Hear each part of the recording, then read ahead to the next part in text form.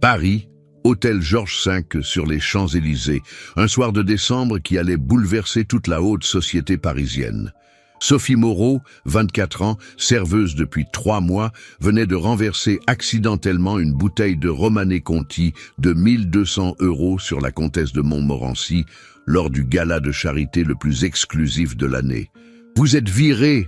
hurla le directeur devant 200 invités de l'élite française. Alors que Sophie ramassait le plateau avec des mains tremblantes, le médaillon qu'elle portait au cou glissa hors de sa chemise. Une simple croix de Lorraine en argent avec un saphir incrusté au centre. Antoine Dubois, 45 ans, propriétaire d'un empire immobilier de 5 milliards d'euros, pâlit en le voyant. Il se leva si brusquement qu'il renversa la table. « D'où tenez-vous ce médaillon ?» Sa voix tremblait. « C'était à ma mère », répondit Sophie confuse. Antoine tomba à genoux devant tous. « Camille, c'est toi, ma fille, tu es vivante. » Ce médaillon était unique au monde. Il l'avait fait fabriquer pour sa fille, kidnappée 20 ans plus tôt et présumée morte.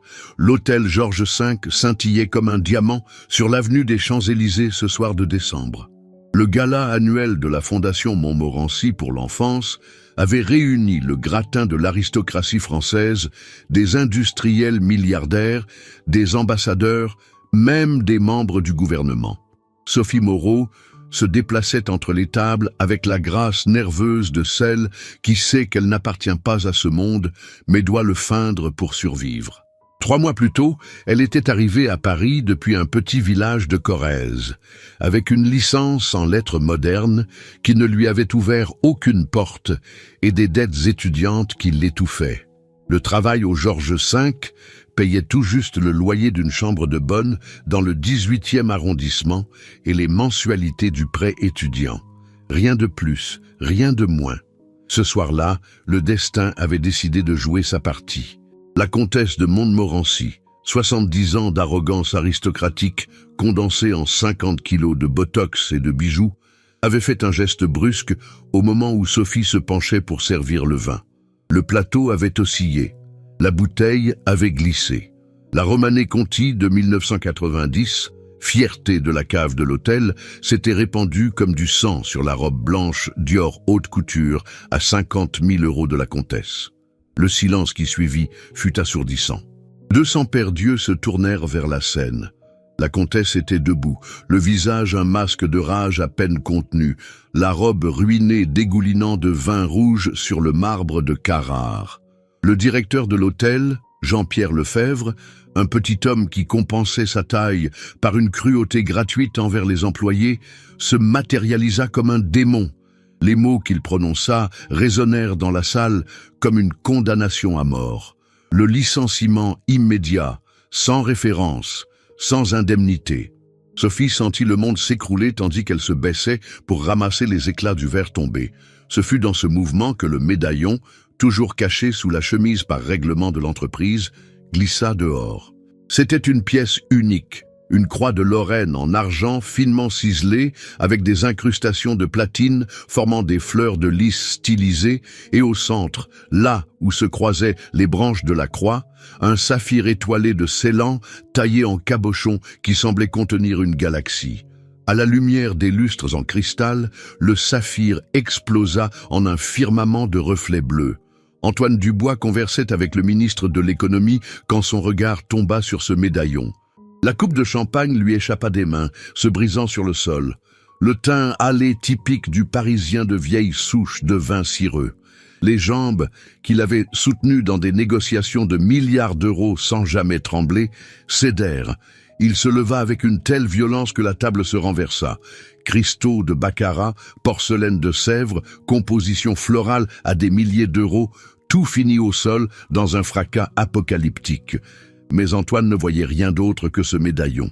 Le même médaillon qu'il avait commandé chez Cartier 20 ans plus tôt pour le 4e anniversaire de sa fille Camille. Pièce unique, jamais reproduite, avec ce saphir qu'il avait acheté personnellement au Sri Lanka lors d'un voyage d'affaires. La salle, déjà silencieuse après l'incident du vin, tomba dans un état de choc absolu quand Antoine Dubois, l'homme qui ne s'inclinait devant personne, tomba à genoux devant la serveuse. Ses mains tremblaient en montrant le médaillon. La voix, toujours ferme et autoritaire, était maintenant brisée comme celle d'un enfant. Sophie recula, terrifiée. Cet homme, qu'elle reconnaissait des couvertures des magazines économiques, la fixait comme s'il voyait un fantôme. Quand il prononça le nom Camille, quand il dit « ma fille », quand il parla d'un enlèvement vieux de 20 ans, le monde se mit à tourner trop vite. Le médaillon, la seule chose qu'elle avait de sa mère. Marie Moreau, la femme qui l'avait élevée dans ce petit village de Corrèze, morte d'un cancer 2 ans plus tôt. La femme qui lui avait toujours dit qu'elle avait été adoptée bébé, trouvée devant l'église du village une nuit de janvier, enveloppée dans une couverture en cachemire, avec seulement ce médaillon au cou. La suite présidentielle du Georges V s'était transformée en tribunal improvisé. Antoine avait pratiquement réquisitionné tout le dernier étage, éloignant tout le monde, sauf Sophie, son avocat de confiance, maître François Durand, et la commissaire Isabelle Martin de la brigade criminelle, son amie personnelle depuis 30 ans. Sophie était assise sur le canapé de velours bordeaux, les mains serrées autour d'une tasse de thé qu'elle ne parvenait pas à boire à cause du tremblement. Face à elle, Antoine feuilletait frénétiquement un album photo qu'il avait fait apporter de son hôtel particulier de Neuilly. Photo d'une petite fille blonde aux yeux verts qui riait sur une balançoire. La même enfant dans les bras d'une femme magnifique, aux traits aristocratiques. L'enfant soufflant 4 bougies sur un gâteau avec ce même médaillon identique au cou. Le test ADN avait été commandé en urgence au laboratoire privé le plus fiable de Paris. Mais Antoine n'avait pas besoin de confirmation scientifique. Outre le médaillon, il y avait des détails que seul un père pouvait reconnaître. La fossette sur la joue gauche quand elle souriait, la façon d'incliner la tête quand elle était confuse, même un petit grain de beauté en forme de croissant derrière l'oreille droite, identique à celui de sa mère Élise. Élise, l'épouse d'Antoine, morte de chagrin 3 ans après l'enlèvement de Camille. Elle n'avait jamais cessé de la chercher, d'espérer, jusqu'à ce que son cœur cède littéralement. L'autopsie avait parlé de cardiomyopathie de stress, mais Antoine connaissait la vérité. Elle était morte de douleur. La commissaire Martin avait rouvert le dossier de l'affaire, classé 15 ans plus tôt, quand Camille avait été déclarée légalement morte. L'enlèvement avait eu lieu le 15 janvier 2004. La petite Camille, 4 ans tout juste, avait été récupérée à l'école privée la plus exclusive de Paris par une femme qui s'était présentée comme la nouvelle gouvernante, avec des documents apparemment en règle. Quand Antoine et Élise étaient revenus la chercher, elle avait déjà disparu sans laisser de traces. Les recherches avaient été massives. Antoine avait dépensé des millions, engagé des détectives privés dans le monde entier, fait des appels télévisés, offert des récompenses astronomiques. Rien. Camille Dubois avait disparu comme si elle n'avait jamais existé. Après 7 ans, la magistrature l'avait déclarée morte. Antoine avait continué à chercher pendant 3 autres années, jusqu'à la mort d'Élise. Puis lui aussi avait abandonné, enterrant la douleur sous des montagnes de travail et d'affaires. Mais maintenant, sa fille était là, vivante, assise devant lui avec un autre nom et une autre histoire. Sophie racontait son enfance en Corrèze d'une voix de plus en plus incertaine. Marie Moreau, la femme qu'elle appelait maman, l'avait élevée avec amour mais dans la pauvreté. Elle était couturière au village, gagnant à peine de quoi survivre. Elle ne s'était jamais mariée, disait que le père de Sophie était mort dans un accident avant sa naissance. Il y avait des incohérences dans l'histoire qui maintenant, à la lumière de la vérité, devenaient évidentes. Marie n'avait pas de photos de Sophie bébé, disait qu'elles avaient été perdues dans une inondation. Il n'y avait pas de documents d'adoption. Elle soutenait qu'ils avaient été faits de manière informelle par le vieux curé, maintenant décédé. Et puis, il y avait ce médaillon, trop précieux pour une couturière de village, que Marie lui avait fait promettre de ne jamais montrer à personne. Antoine écoutait avec un mélange de joie et de rage. Joie d'avoir retrouvé sa fille. Rage pour les 20 années volées, Pour Élise, morte, sans savoir que Camille était vivante, pour tous les premiers moments perdus, le premier jour d'école, la première communion, le baccalauréat, le diplôme, la commissaire Martin commença à poser des questions plus spécifiques sur Marie Moreau. Sophie décrivit une femme douce, mais toujours mélancolique, qui parfois la regardait en pleurant sans raison. Une femme qui avait peur des étrangers, qui ne voyageait jamais, qui semblait toujours regarder par-dessus son épaule. Une femme qui, sur son lit de mort, délirant sous morphine, avait demandé pardon à une certaine Élise, nom que Sophie n'avait jamais entendu auparavant. L'enquête prit un tournant inattendu quand la véritable identité de Marie Moreau émergea. Son vrai nom était Marie Roussel, ancienne nourrice dans des familles de la haute société parisienne dans les années 90. Mais surtout, elle avait été la meilleure amie de Véronique Beaumont, la femme qui avait kidnappé Camille Dubois 20 ans plus tôt. Véronique Beaumont s'était suicidée en prison 6 mois après l'enlèvement, avant de révéler où elle avait caché l'enfant. Elle avait été gouvernante chez les Dubois pendant 5 ans, gagnant la confiance absolue de la famille. Personne n'avait jamais soupçonné que derrière la façade de l'employé fidèle se cachait une obsession maladive pour Antoine et une haine profonde pour Élise, la femme qui avait épousé l'homme qu'elle aimait en secret. Les relevés bancaires de Marie Roussel, récupérés après des jours d'enquête, révélèrent des dépôts mensuels anonymes pendant 20 ans, toujours le même montant, 2 000 €. Assez pour vivre dignement dans un village de Corrèze, pas assez pour éveiller les soupçons. L'argent provenait de comptes offshore aux îles Caïmans, impossibles à tracer complètement, mais les enquêteurs trouvèrent un lien avec Pierre Beaumont, frère de Véronique et avocat réputé à Lyon. Pierre Beaumont fut arrêté dans sa villa du lac d'Annecy. Sous interrogatoire, il s'effondra complètement. Il confessa que sa sœur Véronique, avant de se suicider, lui avait révélé où elle avait caché l'enfant. Elle l'avait confié à Marie Roussel avec des instructions précises. L'élever loin de Paris, avec une fausse identité, mais bien la traiter. Véronique voulait qu'Antoine souffre de la perte, pas que l'enfant souffre. Pierre avait gardé le secret et payé Marie pendant 20 ans, en partie par loyauté envers la mémoire de sa sœur morte, en partie par peur des conséquences légales. Il avait rationalisé que le mal était fait, que révéler la vérité n'apporterait que plus de douleur.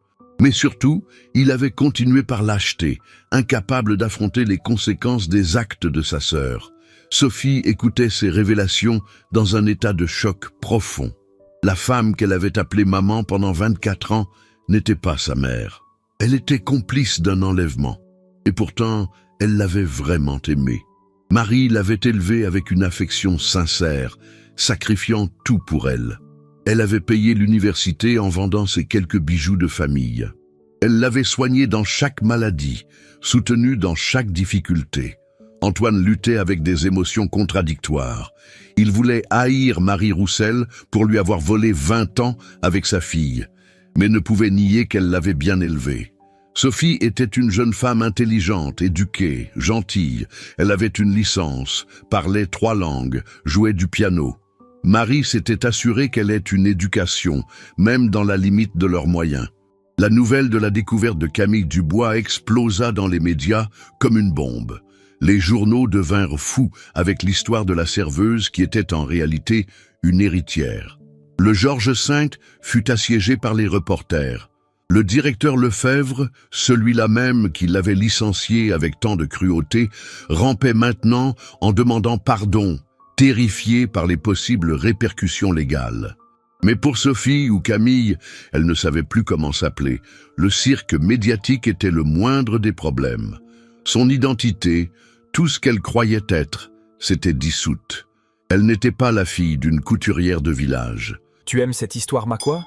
Laisse un petit like et abonne-toi à la chaîne. Maintenant, reprenons la vidéo. Elle était l'héritière d'un empire immobilier. Elle n'était pas Sophie Moreau, elle était Camille Dubois. Mais qui était vraiment Camille Dubois? Comment pouvait-elle être quelqu'un dont elle ne se souvenait pas d'avoir été? Le déménagement dans l'hôtel particulier de Neuilly fut surréaliste. Sophie passa d'une chambre de bonne de 9 mètres carrés à une suite de 200 mètres dans le quartier le plus exclusif de Paris.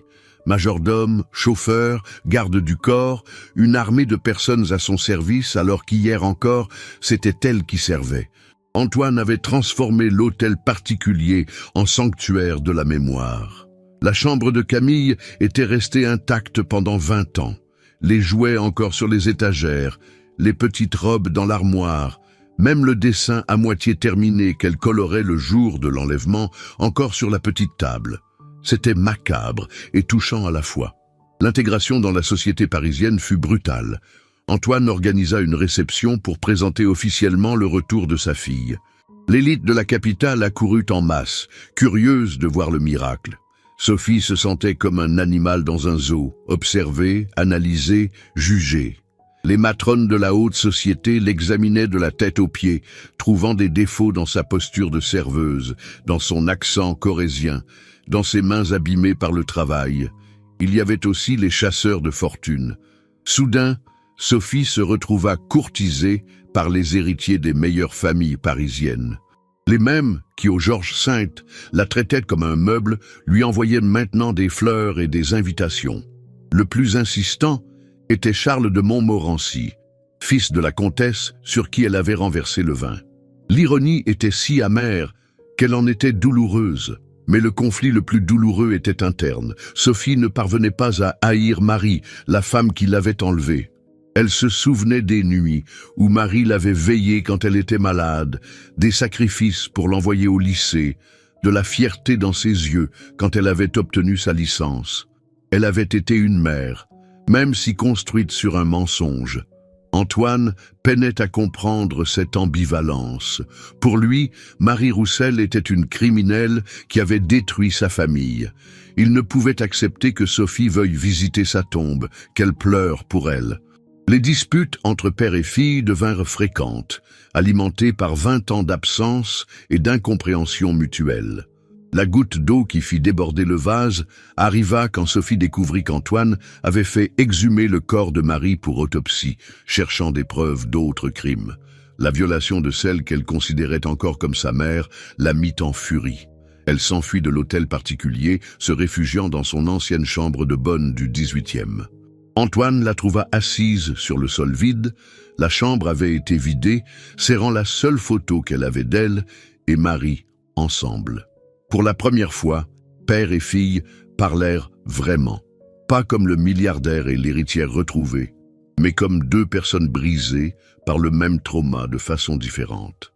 Antoine parla d'Élise, de sa beauté, de son rire, de comment elle avait sombré dans la folie après l'enlèvement. Il parla des nuits passées à chercher Camille, des fausses pistes, du désespoir qui le consumait. Il confessa qu'après la mort d'Élise, il avait contemplé le suicide, sauvé seulement par la pensée que peut-être, un jour, Camille reviendrait et aurait besoin de lui. Sophie parla de Marie, de sa douceur teintée de tristesse, des contes qu'elle lui racontait, toujours des histoires de princesses qui retrouvaient leurs vrais parents. Elle comprenait maintenant que c'étaient des confessions voilées, des demandes de pardon déguisées. Cette nuit-là, père et fille trouvèrent un terrain commun dans la douleur partagée. Ils décidèrent d'essayer de construire une relation non sur le passé perdu, mais sur le présent possible.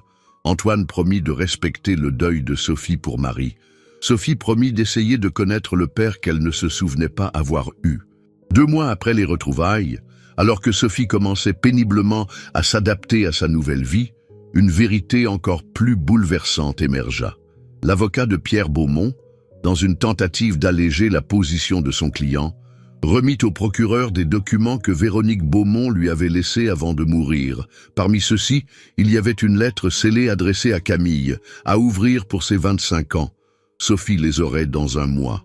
Le magistrat, après l'avoir examinée, décida qu'elle pouvait être remise à la destinataire.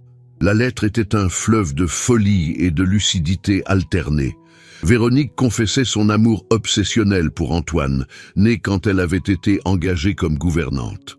Elle décrivait comment elle avait fantasmé pendant des années de prendre la place d'Élise, de devenir Madame Dubois. Mais il y avait autre chose, quelque chose qui glaça le sang dans les veines de tous. Véronique révélait qu'Élise n'était pas aussi innocente que tout le monde le croyait. Elle avait découvert que la parfaite épouse de la haute société avait une liaison avec Laurent Mercier, l'associé d'Antoine. Les preuves étaient dans les emails qu'elle avait piratés, dans les photos qu'elle avait prises en cachette. Élise prévoyait de divorcer, d'emmener Camille, de prendre la moitié du patrimoine du bois. L'enlèvement, dans l'esprit malade de Véronique, avait été un acte d'amour envers Antoine. Elle voulait le sauver de l'humiliation du divorce, du scandale. En emmenant Camille, elle avait pensé donner à Élise ce qu'elle méritait, la douleur de la perte, et simultanément lier Antoine à elle par la douleur partagée. Mais le plan avait dérapé. Élise, au lieu de quitter Antoine comme Véronique l'avait prévu, s'était accrochée à lui. Leur mariage, paradoxalement, s'était renforcé dans la douleur partagée. Véronique, voyant son plan échouer, avait tenté de rendre Camille, mais il était trop tard. L'enlèvement était dans tous les journaux, elle finirait en prison. Alors elle avait confié l'enfant à Marie et s'était suicidée en portant le secret dans la tombe. Antoine s'effondra en lisant cette lettre. L'image idéalisée d'Élise, sanctifiée par la mort et la douleur, se brisait. Laurent Mercier, interrogé, confirma tout. La liaison avait duré 1 an. Élise avait vraiment l'intention de quitter Antoine, dégoûtée par ce qu'elle appelait son attachement morbide au travail et sa froideur émotionnelle. Pour Sophie, ce fut dévastateur de voir son père détruit 2 fois. Mais ce fut aussi révélateur. Elle comprit que la famille Dubois que Véronique avait détruite était déjà brisée de l'intérieur. L'enlèvement avait seulement accéléré un processus déjà en cours. D'une façon perverse, il avait aussi sauvé le mariage de ses parents, au moins jusqu'à la mort d'Élise. La révélation eut un effet inattendu. Elle libéra Antoine et Sophie du poids de la perfection perdue. La famille Dubois n'avait pas été le paradis violé par le mal extérieur, mais une famille avec ses fissures et ses problèmes, comme toutes les autres. Cela, étrangement, rendait plus facile d'accepter ce qui s'était passé. 1 an après cette soirée fatidique au Georges V, Sophie Camille Dubois, elle avait choisi de garder les 2 prénoms, se tenait devant 3 tombes au cimetière du Père-Lachaise. Élise Dubois, la mère qu'elle ne se souvenait pas. Marie Roussel, la mère qu'elle avait connue. Véronique Beaumont, la femme qui avait détruit et involontairement créé sa vie. Antoine était à ses côtés, vieilli de 10 ans en 1 an, mais enfin, en paix. Ils avaient passé des mois en thérapie familiale, creusant à travers des couches de douleur, de colère, de culpabilité. Ils avaient appris à se connaître non comme le père et la fille qu'ils auraient dû être, mais comme les personnes qu'ils étaient devenus. Sophie avait pris le contrôle d'une partie de l'empire Dubois, se spécialisant dans la réhabilitation de bâtiments historiques abandonnés pour les transformer en logements sociaux. Elle utilisait son expérience de la pauvreté pour comprendre ce dont avaient vraiment besoin ceux qui n'avaient rien. Le premier projet fut de transformer un immeuble délabré de Belleville en appartement digne pour des familles à revenus modestes. Le médaillon qui avait tout déclenché avait maintenant une nouvelle signification. Ce n'était plus seulement le lien avec un passé volé, mais le symbole de comment la vérité, aussi douloureuse soit-elle, finit toujours par émerger. Sophie avait fait faire une réplique exacte qu'elle avait placée sur la tombe de Marie, un geste de pardon pour la femme qui l'avait aimée dans le mensonge. Le Georges V avait offert à Sophie une indemnisation de plusieurs millions pour le licenciement abusif, qu'elle avait refusé. À la place, elle avait demandé qu'ils embauchent 10 jeunes filles de son ancien quartier, avec des CDI et une formation payée. Le directeur Lefebvre avait été licencié, remplacé par une femme qui avait commencé comme serveuse 30 ans plus tôt. La comtesse de Montmorency, celle de la robe tachée de vin, avait tenté de s'attirer les bonnes grâces de la nouvelle Camille Dubois avec des invitations et des cadeaux. Sophie l'avait reçue une fois, servant personnellement le thé, renversant délibérément quelques gouttes sur la table ancienne. « Les accidents arrivent », avait-elle dit avec un sourire. Le message était clair. Pierre Beaumont avait été condamné à 15 ans pour enlèvement et recel. De prison, il avait écrit une lettre d'excuse que Sophie avait brûlée sans lire. Certaines choses ne méritaient pas le pardon, seulement l'oubli. Le moment le plus émouvant arriva quand Sophie trouva parmi les affaires de Marie un journal intime. Des pages et des pages de remords, d'amour coupable, de justification. Mais aussi de fierté sincère pour chaque réussite de Sophie, de peur que la vérité éclate, de soulagement quand le cancer lui avait donné une porte de sortie qui n'était pas l'aveu.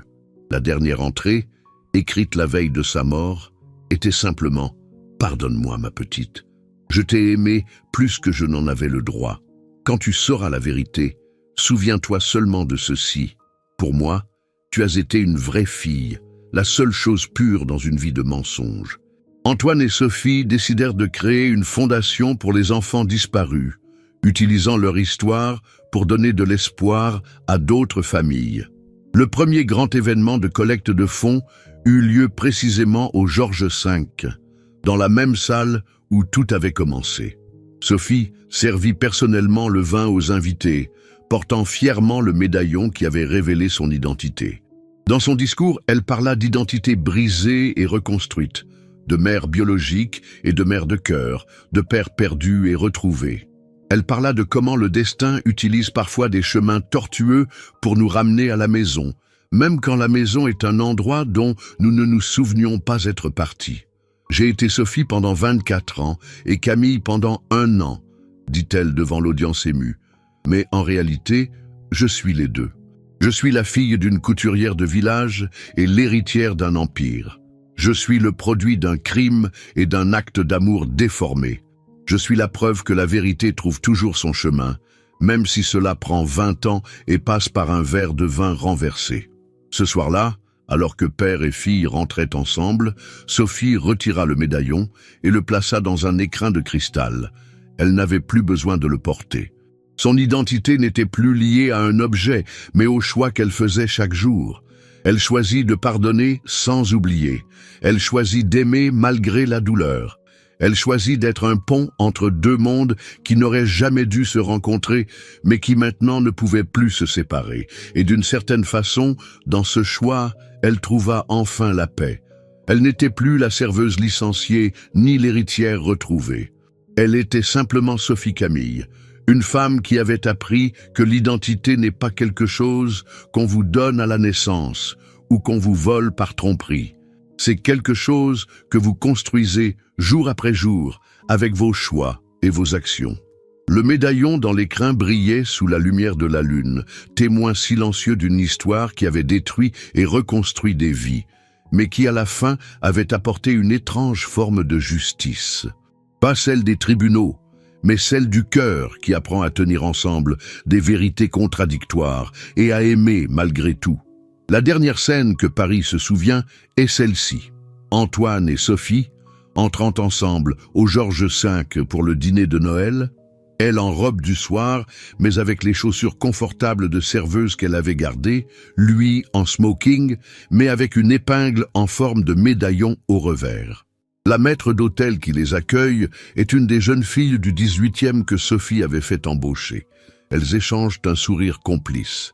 Car maintenant tous savent que parfois le destin sert ses plats les plus amers sur des plateaux d'argent, mais aussi que du calice le plus amer peut naître le vin le plus doux. Et qu'un médaillon, finalement, n'est qu'un morceau de métal, jusqu'à ce que quelqu'un le reconnaisse et crie « C'est toi, tu es vivante, tu es revenue ». Mettez un like si vous croyez que la vérité trouve toujours son chemin, même après 20 ans. Commentez avec le moment qui vous a le plus touché. Partagez avec quelqu'un qui a besoin de savoir que l'identité n'est pas ce qu'on vous donne, mais ce que vous choisissez d'être. Abonnez-vous pour d'autres histoires qui démontrent comment le destin utilise des voies mystérieuses pour nous ramener chez nous.